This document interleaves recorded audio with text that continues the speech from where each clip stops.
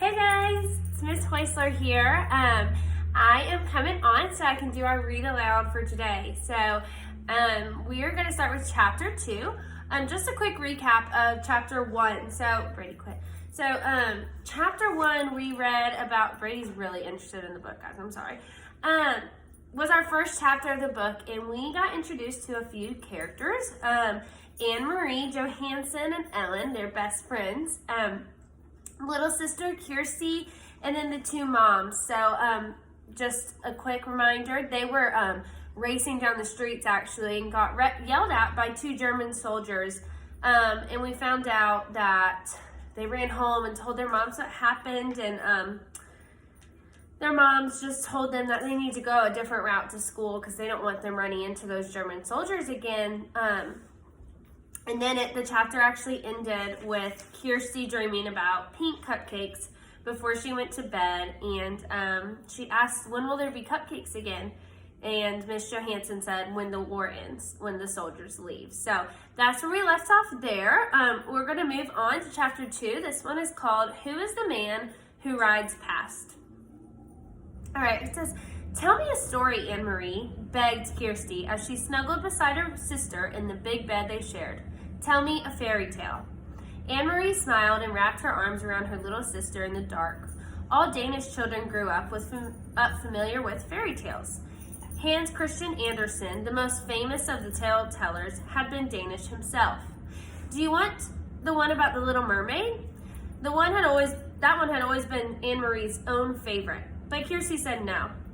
Tell one that starts with a king and a queen, and they have a beautiful daughter. All right. Once upon a time, there was a king, Anne-Marie begun. And a queen, whispered Kirsty. Don't forget the queen. And a queen. They lived together in a wonderful palace. And was the palace named Amalienborg? Kirsty asked sleepily. Shh, don't keep interrupting or I'll never finish the story. No, it wasn't Amalienborg. It was a pretend palace. Anne-Marie talked on, making up a story of a king and queen and their beautiful daughter, Princess Kirsten. She sprinkled her tale with formal balls, fabulous gold-trimmed gowns, and feast of pink frosted cupcakes, until Kirsty's deep, even breathing told her that her sister was sound asleep. She stopped, waited for a moment, half expecting Kirsty to murmur, "Then what happened?" But Kirsty was still. Anne-Marie's thoughts turned to the real king, Christian X, in the real palace, Amalienborg, where he lived in the center of Copenhagen. So there, and I hope I'm saying that big word right, Amalienborg, there we find out that they do live in the city of Copenhagen, and they actually have a king named Christian X. How the people of Denmark loved King Christian. He was not like fairy tale kings, who seemed to stand on balconies giving orders to subjects, or who sat on golden thrones demanding to be entertained and looking for suitable husbands for their daughters. King Christian was a real human being, a man with a serious, kind face. She had seen him often when she was younger. Each morning he had come from the palace on his horse, Jubilee, and ridden alone through the streets of Copenhagen, greeting his people. Brady, come here, please. Sorry, he's being very distracting. Sometimes, when Anne-Marie was a little girl, her older sister, Lise, had taken her to stand on the sidewalk so that she could wave to King Christian. Sometimes he had waved back to the two of them and smiled.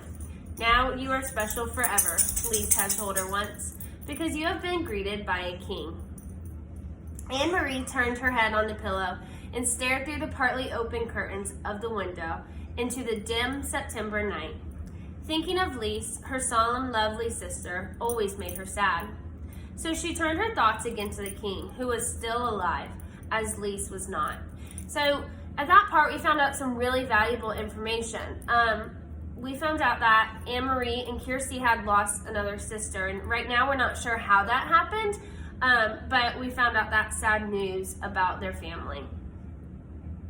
She remembered a story that Papa had told her shortly after the war began, shortly after Denmark had surrendered and the soldiers had moved in overnight to take their places on the corners. One evening, Papa had told her that earlier he was on an errand near his office, standing on the corner waiting to cross the street, when King Christian came by on his morning ride. One of the German soldiers had turned suddenly and asked a question of a teenage boy nearby. "Who is that man who rides past here every morning on his horse?" the German soldier had asked. Papa said he had smiled to himself, amused that the German soldier did not know. He listened while the boy answered. So I'm going to stop there for a second because I think that part is important.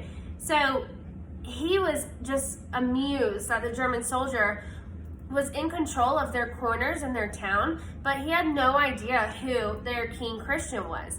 So Papa was just thought that was sort of humorous in a way because he didn't even know who they looked up to and loved so much.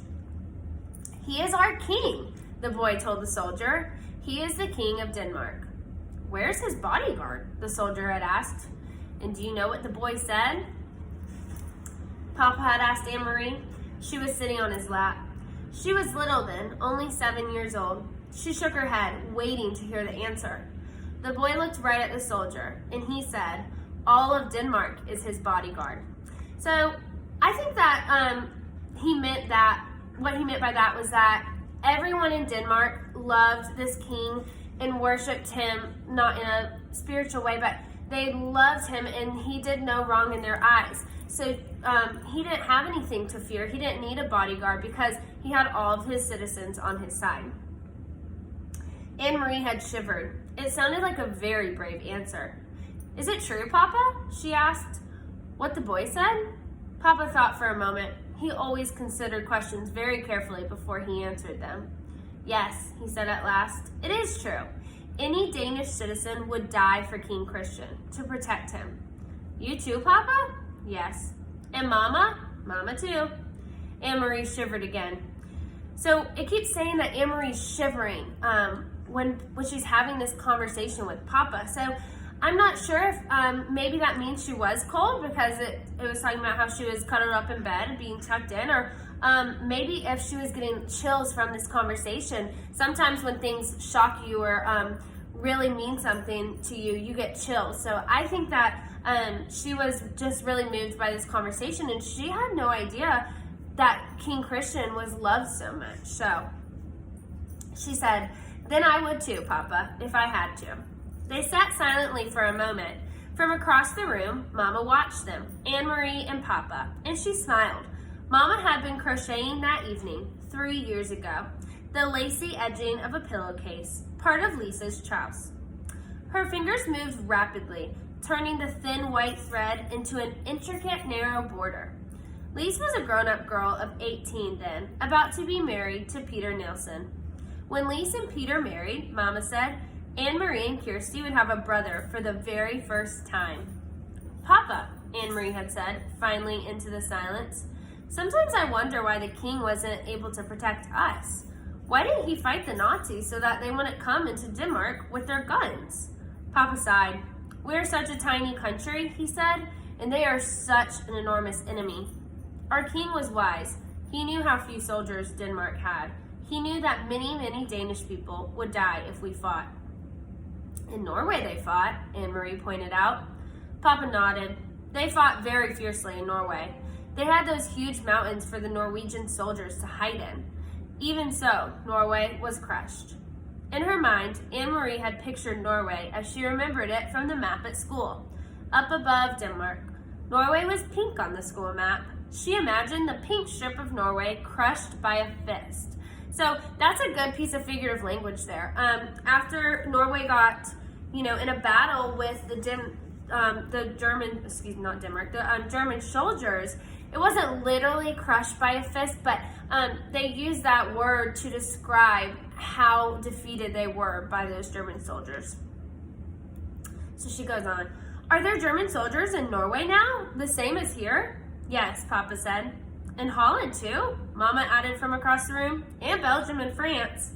"But not in Sweden," Anne-Marie announced, proud that she knew so much about the world. Sweden was blue on the map, and she had seen Sweden, even though she had never been there. Standing behind Uncle Henrik's house, north of Copenhagen, she had looked across the water, the part of the North Sea that was called the Kattegat, to the land on the other side. "That is Sweden you are seeing," Uncle Henrik had told her. "You are looking across to another country." That's true, Papa had said. Sweden is still free. So at that time, Sweden did not have German soldiers take over. And now, 3 years later, it was still true. But much else had changed. King Christian was getting old, and he had been badly injured last year in a fall from his horse, faithful old Jubilee, who had carried him around Copenhagen so many mornings. For days they thought he would die, and all of Denmark had mourned. But he didn't. King Christian X was still alive. It was Lise who was not. It was her tall, beautiful sister, who had died in an accident 2 weeks before her wedding. In the blue carved trunk in the corner of this bedroom, Anne-Marie could see its shape, even in the dark, were folded Lisa's pillowcases with their crocheted edges, her wedding dress with its hand-embroidered neckline, unworn, and a yellow dress that she had worn and danced in, with its full skirt flying, at the party celebrating her engagement to Peter. Mama and Papa never spoke of Lise. They never opened the trunk, but Anne-Marie did, from time to time, when she was alone in the apartment. Alone, she touched Lisa's things gently, remembering her quiet, soft-spoken sister who had looked forward so to marriage and children of her own. Red-headed Peter, her sister's fiancé, had not married anyone in the years since Lisa's death. He had changed a great deal. Once he had been like a fun-loving older brother to Anne-Marie and Kirsty, teasing and tickling, always a source of foolishness and pranks.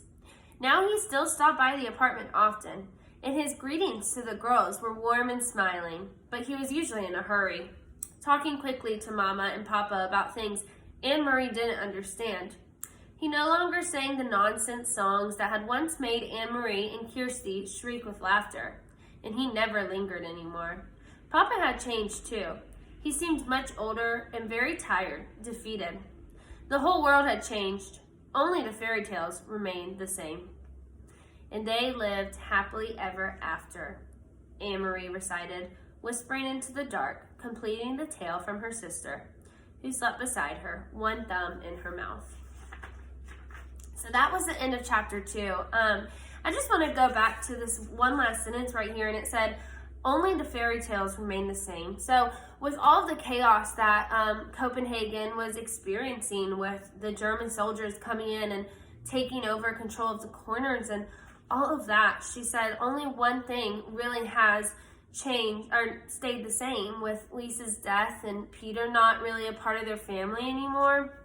The fairy tales that she tells her sister at night to get her to fall asleep have stayed the same. So that was a really emotional part for me. We found out how Lise passed away and the relationship that she has with some of her family members. So you will hear from another 4th grade teacher tomorrow for chapter 3, and I will see you guys soon with another chapter.